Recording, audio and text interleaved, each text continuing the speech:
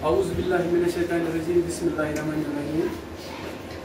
Respected Rais Ahmed Mir sir, JKAS, Block Development Officer Boniar, respected Headmaster Government Girls Middle School Boniar, respected teachers, respected my brother Harun sir, respected and my dear students, Assalamu alaikum. Wa alaikum assalam. As we all know that today is our third day of summer camp. Yes, sir. And the activities or the summer camp are devised by Ministry of Education and School Education Department J&K. इन ये जो activities हैं हमें 7 दिन के लिए दी गई है। हमारा जो समर कैंप है 5 तारीख से 12 तारीख तक, आज उसका तीसरा दिन है। और आज की जो थीम है, हमें जो थीम मिली है वो है रिड्यूस ई वेस्ट, इलेक्ट्रॉनिक वेस्ट।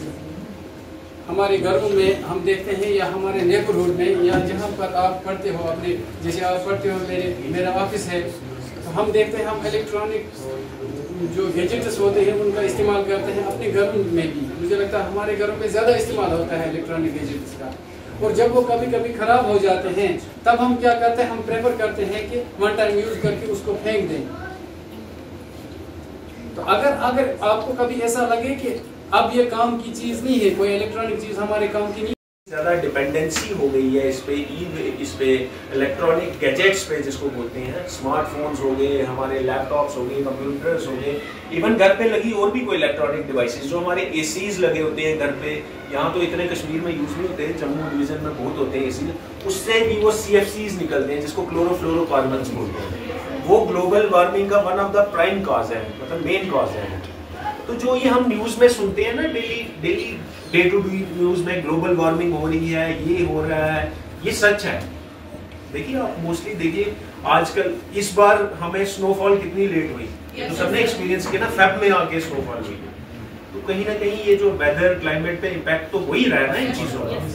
ये चीज़ें इंसान जितना भी इस पे आंखें बंद कर ले, जो भी सोच ले कि नहीं है, ये है, वो है, लेकिन ये साइंटिफिकली भी है और ऊपर वाले की तरफ से भी है कि जब इंसान ज़्यादा अपनी हदें, लिमिटेशंस जिसको बोलते हैं एंथ्रोपोजेनेटिक फैक्टर्स, वो होते हैं जहाँ इंसान ज़्यादा इंटरफेयर करता है टेक्नोलॉजी में, नेचर में, तो वहाँ ये इशू होंगे ही होंगे।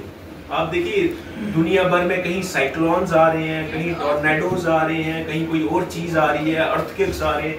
ये ऐसे ही नहीं होता है, ये हम लोगों की ही मतलब जो मिसयूज ऑफ है ना अर्थ रिसोर्सेज जिसको बोलते हैं, उसकी वजह से ही। जैसे गांधी ने बोला था, earth has enough for everyone's need but not enough for everyone's greed. लेकिन हम ग्रीड की तरफ चलेंगे ना, ये जो पुराने लोग बोल के गए ये ऐसे नहीं बोल के गए। ठीक है, हमें तो ई वेस्ट में यही है, हमने सबसे पहले थोड़ा सा पढ़ना है इसके बारे में। आजकल हमारे पास इतने रिसोर्सेज हैं, हमें मोस्टली देखना चाहिए, बुक्स की तरफ शिफ्ट करना चाहिए। हमें हर चीज़ अब फ़ोन पे आज आदत पड़ गई है ना, बच्चियों को, सबको, इवन मेरी भी छोटी बच्ची वो फ़ोन को छोड़ती ही नहीं है। लेकिन हम लोग इस पर डिपेंडेंट हो गए हैं, ज़्यादा ओवर यूज़ हो रहा है, इसका मिसयूज़ हो रहा है, जो कि लेकिन हमें यही, हम लोग यहाँ, आप लोग बच्चियाँ यहाँ बैठे हो, आप लोग स्कूल में कुछ सीख रहे हो। देखो फॉर्मल एजुकेशन और इनफॉर्मल एजुकेशन में क्या फ़र्क है। पढ़ तो सकता है बच्चा घर पे भी, उसकी माँ या उसका बाप भी पढ़ा सकता है ना उसको। आप लोगों को स्कूल क्यों भेजा जाता है बताओ? सिर्फ ये थोड़ी कि आप कोई बुकिश चीजें सीख के आओ, किताबें वाले।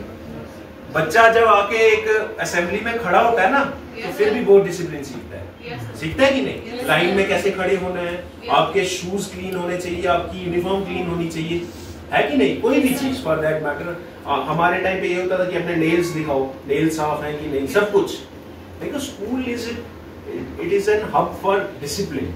ये नहीं कि आपने आया, रटा मारा बुक को और चले गए, इसलिए नहीं है स्कूल। ये बच्चा घर पे भी कर ले। मेरे मदर भी या आपकी मदर भी आपको ये पढ़ा सकती है। एक बुक उठानी है, पढ़ाना ही तो है, कौन सी बड़ी बात है। वहां से बुक पे पढ़ लिया, पढ़ा लिया। जो चीज हमने स्कूल में सीखनी है दैट इज को करिकुलर एक्टिविटीज डिसिप्लिन।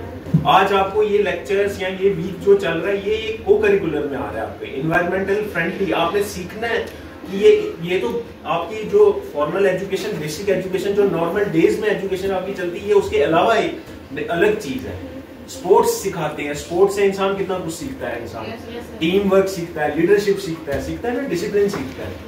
ठीक है, तो मेरे आप बच्चियों को मतलब मैं देख रहा हूँ कल को आप लोगों में से ही कई लोग हमारी पोजीशंस में बैठे होंगे, हमारे इनके हेडमास्टर साहब या मुख्तार साहब को टीचर, जिसका जो एम है मैं उसको बेस्ट विश करता हूँ कि जो जिस एम है एक प्रॉपर एम लाइफ में लेके चलिए।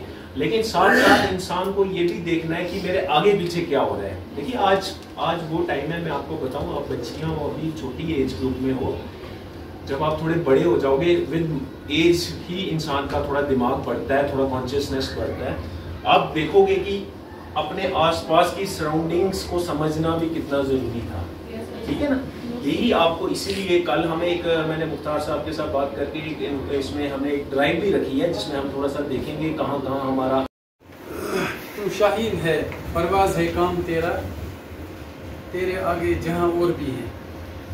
मैं रिक्वेस्ट करता हूँ मंजूर साहब से कि मुख्तसरन बीपी सर का